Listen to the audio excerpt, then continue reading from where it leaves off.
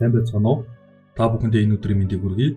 Хээлэн таапрын өөрийгөө дасгалжуул номноос авсан 10 гол сургамжийг хүргэх гэж байна. Хээлэн таапар бол карьерийн хөгжлийн зөвлөгөө, сургалтаараа алдартай мэргэжилтэн бөгөөд Amazing If нэртэй байгууллагын хамтран үүсгэж байгуулагч юм. Тэрээр орчин үеийн уян хатан өөрчлөлттэй карьерийн орчинд хүмүүсийг амжилттай ажиллахад туслах зорилгоор сургалт, ном бүтээдэг юм байна. Нэгдүгürt өөртөө дасгалжуулагч бай. Зөв асуулт тавьж шийдэл ол. Өөртөө дасгалжуулагч байна гэдэг нь таны амьдралын хамгийн чухал ур чадваруудын нэг юм. Энэ нь гаднаас шийдэл хүлээх биш, өөрийн дотоод ертөнцөөс сонсож, өөрийгөө удирдан, асуудалд бодиттой хариулах чадварыг хэлнэ. Бид ихэвчлэн гадны мэргэжилтэн, ментор эсвэл хамт ажиллагчдаас зөвлөгөө авахыг илүү үздэгч, өөртөө дасгалжуулагч байх нь өөрийгөө илүү сайн ойлгож, ур чадвараа хөгжүүлэх хамгийн үр дүнтэй арга юм. Асуудалтай тулгарх үед зөвхөн зөв асуулт тавих нь чухал. Жишээлбэл та ажилдаа урам зориггүй байгаагаа мэдрвэл би юунаас болж ийм мэдрэмжтэй байна вэ гэж өөрөөсөө асуугаарай. Энэ асуулт таны мэдрэмжийн жинхэнэ шалтгааныг тодруулахад туслана. Дараа нь энэ нөхцөл байдлыг өөрчлөхийн тулд би юу хийж чадах вэ гэх мэтээр асуултаа гүнзгийрүүлж болно. Өөрийгөө энэ байдлаас гаргах шийдлийг дотроосоо хайх нь таныг илүү өөртөө итгэлтэй, үр дүнтэй болгоно. Зөв асуулт тавих нь таны бодол санааг илүү эерэг зүгт чиглүүлж, сорилтод бодиттой хариулт олоход туслана. Тухайлбал бүтлгүүтэлтэй тулгархад энэ алдаанаас би юу сурч болох вэ гэж асуух нь алдаанаас сургамж авч дараагийн алхмаа тодорхой болгоход тусалдаг. Өөртөө дасгалжуулагч байхын нэг том давуу тал бол та үргэлж хариултаа өөрөөсөө олж чадна. Өөрийгөө байнга асуултаар сорж, шийдлүүдэд туршиж үзэх нь таныг асуудлыг илүү бүтээлчээр шийдвэрлэхэд хөтлөнө. Хамгийн чухал нь та өөртөө итгэж, өөрийн амьдралын удирдлагыг гартаа авах болно. Энэ хандлага зөвхөн ажил мэргэжилтүүдийг бий, хувь хүний амьдралд ч таныг илүү аз жаргалтай, зорилготой болгоно. 2. Төрөгдөлтэй карьерийн замыг хүлээн зөвшөөр. Боломжийг олж хар. Өнөө үед карьерийн зам нь шулуун шугамар урагшлах нь ховор. Хүмүүс нэг компанид олон жил ажиллан, шатлал ахих уламжлалт, ойлголт, эрс өөрчлөгдөж, илүү уян хатан, олон чиглэлтэй замнал давмгайлах болсон. Энэ өөрчлөлт заримдаа өөрийгөө төөрсөн мэт мэдрэх сэтгэл төрүүлж болохч үүнийг алдаа биш, харин шинэ боломжуудыг нээх түлхүүр гэж харах нь чухал. Төрөгдөлтэй карьер гэдэг нь ажил мэргэжлийн явцад өөр салбарт ажиллаж, олон төрлийн туршлага хуримтлуулж байгааг илэрхийлдэг. Жишээ нь та нэг салбараас нөгөө рүү шилжихэд өмнөх ажилдаа сурсан чадваруудаа шинэ нөхцөлд хэрхэн ашиглахыг сурах боломж гарч ирдэг. Хамгийн гол нь өөрийгөө төөрөлдсөн мэт мэдрэх үедээ энэ туршлагаас би юу сурч болох вэ гэдэг эсвэл энэ нөхцөл байдал намайг ямар шинэ боломж руу хөтлөж байна вэ гэсэн асуултыг өөрөөсөө асуугаарай. Хүлээгдээгүй өөрчлөлт, шинэ салбарт орох, туршлага солилцох зэрэг таны карьерийн замналыг баяжуулж илүү олон талд ур чадвар эзэмшихэд туслана. Тухайлбал таныг нэгэн зэрэг дагнан ажиллахын оронд өөр салбарт өөрийгөө сорж илүү баялаг туршлага хуримтлуулан бүтээлч байдлыг хөгжүүлэхэд чиглүүлнэ. Төөрөгдөлтэй мэд санагдах карьерийн замналыг бүлээн зөвшөөрч түүнээс суралцах нь таныг уян хатан, өөртөө итгэлтэй шинэ боломжуудыг эрэлхийлдэг нэгэн болгоно. Хамгийн чухал нь шулуун шугамын бус энэ замнал таныг амьдрал болон ажлын талбарт илүү үн цэнтэй, туршлагатай хүн болгож чадна. Өөрийн супер хүчийг олж нээ. Давуу талдаа түшгэл, карьерийн амжилт, сэтгэл ханамжийн үнс нь таныг бусдаас онцгойруулдаг давуу тал буюу супер хүчийг таньж мэдхэд оршин. Хүн бүрийн дотор бусдаас илүү гүйцэтгэж чадах онцгой нэгэн чадвар байдаг. Үүнийг нээж өдөр тутмын ажилдаа ашиглах нь таныг илүү үр бүтээлтэй, сэтгэл хангалуун байлгах түлхүүр юм. Эхний алхам бол өөрийнхөө ур чадвар, амжилтыг эргэн харах явдал юм. Жишээлбэл та ямар ажлыг хамгийн сайн хийдэг вэ? Ямар үед өөртөө итгэлтэй, урам зоригтой мэдрэмж төрдөг вэ? Энэ асуултуудын хариулт нь таны супер хүчийг илрүүлэхэд туслана. Түүнчлэн найз нөхөд, хамт ажиллагчдаасаа таны давуу талын талаар асууж болно. Тэд таны өөртөө анзаараагүй чадваруудыг олж хэлэх магадaltaй. Өөрийн супер хүчийг нээсний дараа үүнийг өдөр тутмын ажилдаа хэрхэн хэрэгжүүлэхээ бодож үзээрэй. Жишээ нь харилцааны ур чадвар өндөр бол баг удирдах, хүмүүстэй хамтран ажиллах ажлуудад илүү анхааралтай хандах хэрэгтэй. Эсвэл асуудал шийдвэрлэх чадвар өндөр бол илүү нарийн төвөгтэй төслүүд дээр ажиллах боломжийг хай. Супер хүчтэй тулгуурлан ажиллах нь таныг илүү аз жаргалтай, үр дүнтэй ажиллахад туслах төдийгүй карьерийн өсөлтийг хурдсгана. Хамгийн гол нь өөрийн давуу талаа нээн илрүүлж түүнийгээ зөв зохистой ашиглах замаар амжилтанд хүрэх боломжийг бий болгох. 4-р тодорхой зорилго тавь. Амжилтын замыг чиглүүл. Зорилго тодорхой тавих нь таныг амжилтанд хүрэх хамгийн үр дүнтэй арга замуудын нэг юм. Хэрв та хаана хүрэхийг мэдэхгүй бол замын дундаас төөрч өөрийгөө үлгэрлэж чаддаггүй мэд мэдрэмж төрөх магадaltaй. Зорилго гэдэг таныг хаашаа явахыг чиглүүлдэг луужинтай адил юм. Тодорхой зорилго тавихын тулд эхлээд юу хүсэж байгаагаа тодорхойлох хэрэгтэй. Тухайлбал би өөрийн мэргэжилтэд ахиж удирдах албан тушаалд очихыг хүсэж байна гэсэн ерөнхий зорилгоо наривчлах нь чухал. Үүнийг смарт зарчмаар тодорхойлж болно. Тодорхой байх гэдэг нь яг юу хүсэж байгаа юм бэ? Хэмжигдэхүйц байх гэдэг нь хүрсэн эсгээ хэрхэн мэдэх вэ? Хүрч болох үйс гэдэг нь энэ зорилго бодиттой юу? Холбогдолтой байх гэдэг нь таны ур чадвар хүссэн зорилготой уялдаж байна уу? Хугацаатай байх гэдэг нь хизээ хүрэх вэ? Жишээлбэл би эх 6 сарын туршид илтгэх ур чадвараа сайжруулж 2 томоохон арга хэмжээнд илтгэл тавина гэдэг тодорхой зорилго юм. Энэ зорилго тодорхой хэмжигт болох үйс хугацаатай мөн таны карьерийн өсөлтөнд нийцэж байх ёстой. Тодорхой зорилго тавьснаар та хаашаа явахаа илүү тодорхой болгож төвлөрч ажиллаж болно. Энэ нь таныг замдаа гарах саад бэрхшээлтэй илүү үр дүнтэй тулгарч зорилгодоо итгэлтэйгээр ойртоход тусна. Таны зорилго тодорхой байх тусам замналч нь амжилттай байж урам зориг үргэлж өндөр байх болно.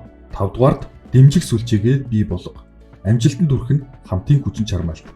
Амжилттай ажиллах карьер үргэлжлүүлэхэд зөвхөн таны ур чадвар биш, харилцаа холбоо, дэмжих сүлжээ маш чухал үүрэгтэй. Дэмжих сүлжээ гэдэг нь таныг урамшуулж, зөвлөгөө өгч, тулгарсан сорилтуудыг даван туулахад туслах хүмүүсийн бүлэг юм. Энэ нь ментор, хамтрагчид, найз нөхөд, тэрч байтугай гэр бүлийн гишүүд байж болно. Эхний алхам бол өөрийн эргэн тойронд хүмүүсээ ажиглаж, танд хамгийн их дэмжлэг үзүүлж чадах хэн болохыг тодорхойлох явдал. Ментор болох хүнээс сонгохдоо туршлагатай, таны карьерийн замд үн цэнтэй зөвлөгөө өгөх чадвартай эсхийг бодолцоо. Найз нөхөд, хамт ажиллагчтайгаа байн холбоотой байж тэднээс санаа зөвлөгөө авахыг эрмэлзээрэй. Дэмжих сүлжээгээ өргөжүүлэхийн тулд шинэ хүмүүстэй танилцаж, харилцаагаа үргэлжлүүлэн хөгжүүл. Жишээлбэл мэрэгжлийн арга хэмжээнд оролцох, холбогдох хүмүүсийн уулзалтанд очих, нийгмийн сүлжээнд идэвхтэй байж өөрийн оролцоогоо тэлхэн чухал. Дэмжих сүлжээтэй байх нь танд зөвхөн зөвлөгөө тусалцаа өгөхөөс гадна өөртөө итгэлэг нэмэгдүүлж, сорилтуудад ганцаараа биш гэдгийг мэдрүүлдэг. Хамгийн чухал нь та ч гэсэн бусдыг дэмжиж, сүлжээнийхээ үн цэнийг нэмэгдүүлэхэд хувь нэмрээ оруулах ёстой. Амжилт бол зөвхөн хувь хүний бус, харилцан тусалцсан хамтын чармаалтын үр дүн юм а. 6. Уян хатан байдал. Тасралтгүй суралцгүй. Өөрчлөлтөнд дасан зохицож, өсөлтийг бий болгох. Орчин үеийн хурдтай өөрчлөгдөж буй ертөнцид уян хатан байх нь тасралтгүй суралцах хамгийн чухал ур чадваруудын нэг болжээ. Ажлын байрны нөхцөл, технологийн шинжилэл, зах зээлийн эрэлт зэрэг нь байнга хувьсаж байдаг тул эдгээр өөрчлөлтөнд дасан зохицож шинэ ур чадвар сурч өөрийгөө хөгжүүлэх шаардлага гардаг. Уян хатан байдал гэдэг нь альва нөхцөл байдалд дасан зохицох чадвар юм. Жишээлбэл та ажлын байранда шинэ систем нэвтрүүлэх үед би энэ өөрчлөлтөнд хэрхэн дасан зохицож илүү хурдан үр дүнтэй ажиллаж чадах вэ гэж асуух хэрэгтэй. Энэ хандлага таныг альва бэрхшээлийг боломж болгон хуургаж шинэ арга барилтай болгоно.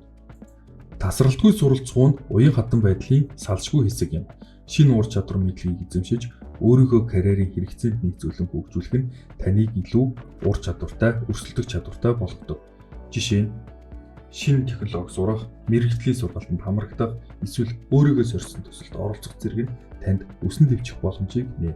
Гол нь та өөрийгөө байнгын суралцагч хэмээн хүлээн зөвшөөрөх ёстой. Би энэ нөхцөл байдлаас юу сурах вэ? Шинэ чадвар эзэмших нь миний ирээдүйн амжилтанд хэрхэн нөлөөлөх вэ гэх мэт асуулт тавьж суралцах нь хөтөх хэрэгтэй.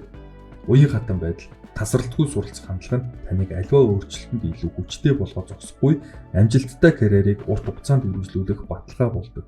Өөрчлөлтийг айдастайгаар биш, боломж гэж хүлээн авч сураарай. 7 дугаарт өөрийн карьерийн эзэн бай. Хяналтаа гартаа ав. Карьерийнхаа амжилтанд хүрэх хамгийн гол хүчин зүйл бол өөрийн замналаа өөрөө удирдах, ухамсартайгаар шийдвэр гаргах юм. Хин нэгэн таны өмнөөс амьдралын замыг тодорхойлж, танд төгс боломжийг өгөхийг хүлээхийн оронд өөрөө санаачлаг гарган сонголтоо хийх нь илүү үр дүнтэй. Өөрийн карьерийн эзэн байх нь таныг идэвхтэй зорилготой болгоно.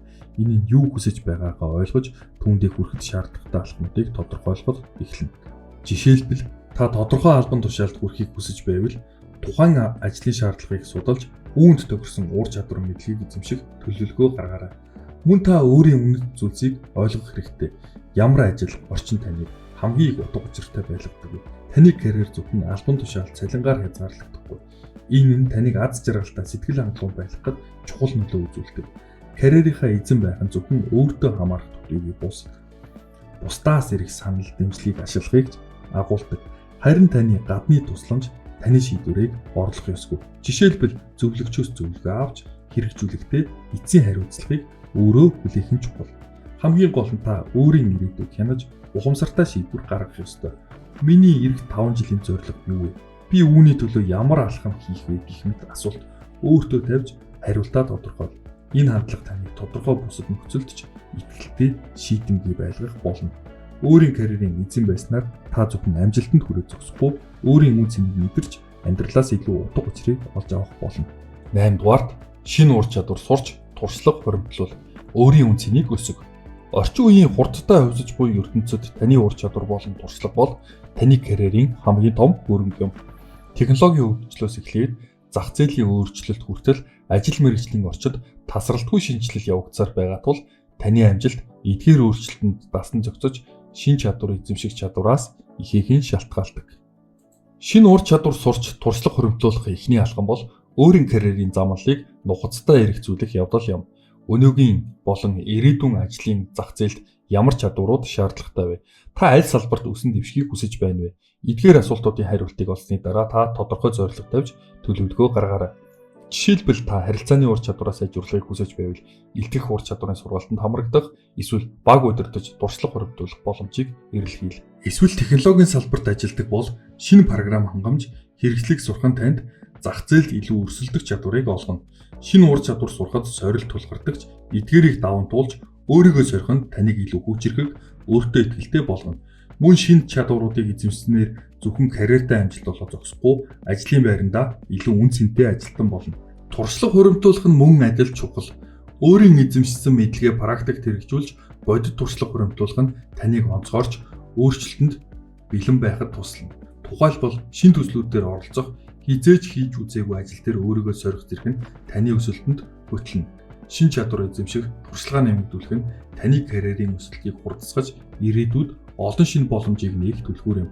Тиймээс үргэлж суралцах сэтгэлгээтэй байж өөрийгөө тасралтгүй хөгжүүлээрэй. 9-р сөрөг мэдрэмжээ даван туулах. Бэрхшээлээс сургамж олж ав. Ажил мэргэжил болон амьдралын туршид хүн бүр сөрөг мэдрэмжтэй тулгардаг. Бүтлгүүтэл шүүмжлэл, өөртөө итгэлэн алдагдал зэрэг нь таныг зогсолтгүй мэт санагдуулж болохч эдгээр мэдрэмжийг зөв удирдах нь таныг амжилтанд хүрэх замыг нээдэг. Сөрөг мэдрэмжээ даван туулах эхний алхам бол тэдгээрийг хүлээн зөвшөөрөх юм. Би урам хугарсан байна, эсвэл энэ бүтлгүүтэл надад таагүй мэдрэмж төрүүлж байна гэж өөртөө хүлээн зөвшөөрөх нь сэтгэл зүйн хувьд хүнд үеийг давах анхны шат болно. Сөрөг мэдрэмжээ үл тоохын оронд тэднийг ухамсартайгаар ойлгож эерэг үйлдэл рүү чиглүүлэх хэрэгтэй. Дараагийн алхам бол эдгээр мэдрэмжээс сургамж авах явдал юм. Жишээлбэл ажил дээрээ алдаа гаргасан бол би энэ алдаанаас юу сурч болох вэ? Эсвэл дараагийн удаа хэрхэн илүү сайн хийх вэ гэж асуугаарай. Энэ хандлага бүтлгүүтлийг зүгээр нэг муу зуршил биш, харин өсөлт хөгжих боломж болгон хувиргана. Сөрөг мэдрэмжийг даван туулах бас нэгэн арга бол өөртөө эерэг асуулт тавьж би юунд талархаж байна вэ? Эсвэл энэ нөхцөл байдлаас миний хувьд ямар сайн зүйл гарч болох вэ гэх мэтээр өөрөөсөө асууж сэтгэлгээний эерэг өнцгийг олж хараарай. Сөрөг мэдрэмжүүдээ бусадтай хуваалцах нь мөн тустай. Найз нөхөд, ментор эсвэл итгэдэг хүнтэй ярилцах нь таны сэтгэл хөнгөрөхөд туслана. Гэхдээ эдгээр мэдрэмжийг удирдах эсвэл эцсийн хариуцлага нь өөртөө тань бий болдог гэдгийг ойлгох хэрэгтэй. Сөрөг мэдрэмжийг даван туулж түүнээсээ сургамж авч сурсан хүн илүү төвчээртэй, өөртөө итгэлтэй, амжилтанд ойрхон байдаг. Бэрхшээл бол таныг хөгжүүлэх том боломж гэдгийг санаж тэднийг хүлээн зөвшөөрөхөөс үгүй. Өөрийгөө сорж алхам хий. Амжилт руу тэмүүл. Амжилтанд хүрэх хамгийн чухал хүчин зүйлсийн нэг нь өөрийгөө сорж тугтай бүсээсээ гарч урагшлах зоригтой байх явдал юм. Ихэнхдээ бид алдаа хийхээс нэмж өөрчлөлт хийхээс зайлсхийдэг. Гэхдээ эрсдлээс айх биш, түүнийг өөрийгөө хөгжүүлэх боломж гэж харах нь таны өсөлтөнд хөтлөнө. Өөрийгөө сорих эхний алхам бол өөрийнхөө одоогийн байршлыг үнэлэх явдал юм. Та амжилтанд хүрэхийн тулд юу хийх ёстой вэ? Жишээ нь та хизээж хийж үзээгүй ажил, төсөл дээр ажиллах эсвэл олон нийтийн өмнө гарч үг хэлэх хэрэгтэй байж магадгүй. Эдгээр нь таны айдас давтуулж болохч яг эдгээр нөхцөл тань та өөрийгөө хөгжүүлж шинэ ур чадварыг эзэмших боломжтой. Алхам хийхээсээ өмнө жижиг зорилго тавьж алхмуудыг төлөвлө. Жишээлбэл та шинэ ур чадвар сурч эхлэхийг хүсвэл эхлээд богино хугацааны онлайн сургалтанд хамрагдах эсвэл мэргэжлийн ном уншихаас эхэлж болно. Ингэж багаас эхэлж өөртөө идэх итгэлээ баг багаар нэмэгдүүлээрэй. Өөрийгөө сорих нь зөвхөн мэргэжлийн талбарт бус хувь хүний амьдралд ч хамаатай. Жишээ нь та өмнө хизээж оролцож байгаагүй арга хэмжээнд оролцох, эсвэл шинэ хобби эвлэрэх méтодыг, сорилтуудыг өөртөө тавьж болно. Гол нь эргэлзээ айцаа даван туулж алхам хийх зоригтой байх явдал юм. Сорилт нь танд шинэ боломж нээж илүү хүчтэй, өөртөө итгэлтэй нийгэм болгож карьерийн замналаа шин шатанд гаргахад туслана. Өөрийгөө сорж, зоригтойгоор урагшлах алхам хийснээр та зөвхөн одоогийнхоо амжилтанд хүрэх зогсохгүй, ирээдүйд илүү том боломжуудыг өөртөө нээж чадна. Тиймээс айдас биш, урам зориг таныг хөдөлж байгий. Номын төвчлөл хамтаа сонссон сонсогч танд баярлалаа. Энэ дугаарт бид карьерийн өсөлт хөгжилд өөрийгөө хөгжүүлэх талаар чухал санаануудыг хуваалцлаа. Өөртөө дасгалжуулагч байж, тодорхой зорилго тавьж, сөрөг мэдрэмжийг даван туулж, уян хатан байдалд тасралтгүй суралцах хандлага хөгжүүлснээр та карьерийнхаа эзэн болж чадна. Амжилт бол зөвхөн таны гадны нөхцөл бус, таны дотоод итгэл, хичээл зүтгэлийн үр дүн юм. Өөрийгөө сорж, жижиг алхмаас эхэлсэн бол том амжилт руу чөлөөлнө гэдгийг санаж яваарай. Хэрэв танд энэ дугаар урам зориг өгсөн бол дараа дараагийн дугаараар хамтдаа дахин уулзъя. Хамтдаа байсан